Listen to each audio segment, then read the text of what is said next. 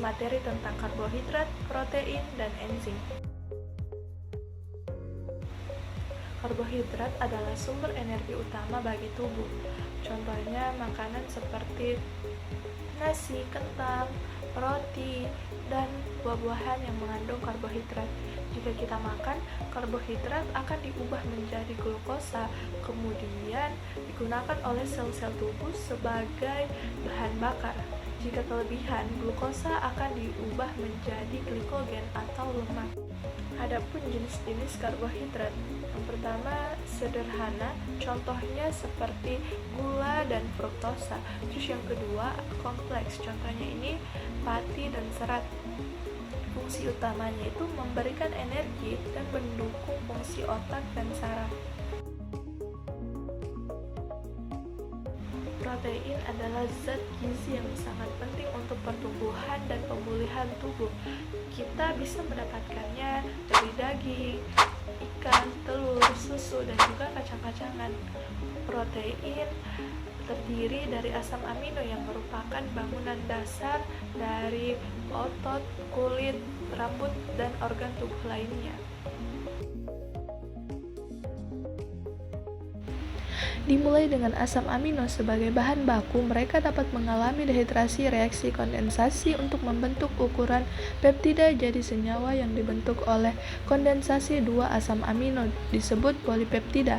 Polipeptida biasanya menunjukkan struktur rantai linear, juga dikenal sebagai rantai peptida. Susunan asam amino dalam rantai peptida merupakan struktur primer protein. Struktur primer juga termasuk posisi jembatan di fulvida yang dibentuk oleh ikatan kimia antara dua residu sistem sebenarnya. Rantai peptida bukanlah rantai lurus.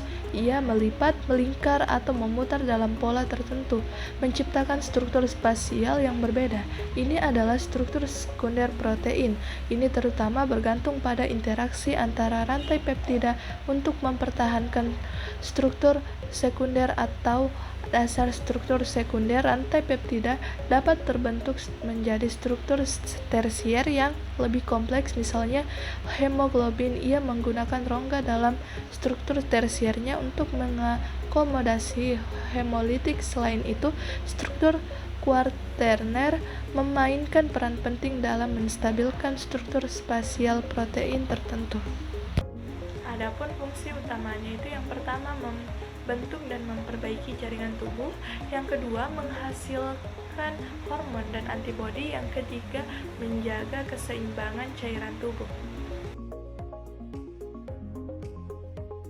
Enzim adalah protein khusus yang berfungsi sebagai katalisator dalam reaksi kimia dalam tubuh. Tanpa enzim, pencernaan dan metabolisme tidak akan berjalan cepat. Contoh enzim yang pertama ada pepsin.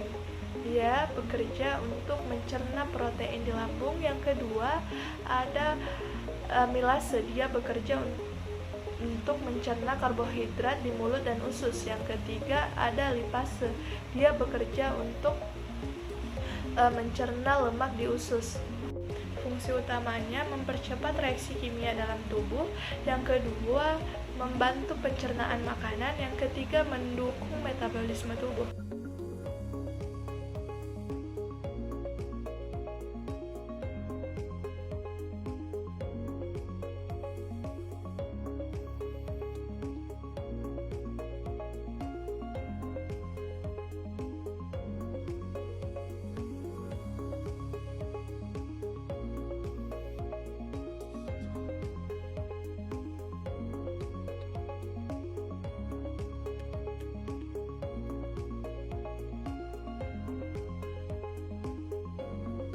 Jadi, karbohidrat memberikan energi dan protein membangun dan memperbaiki tubuh, sedangkan enzim bekerja untuk membantu proses reaksi kimia dalam tubuh.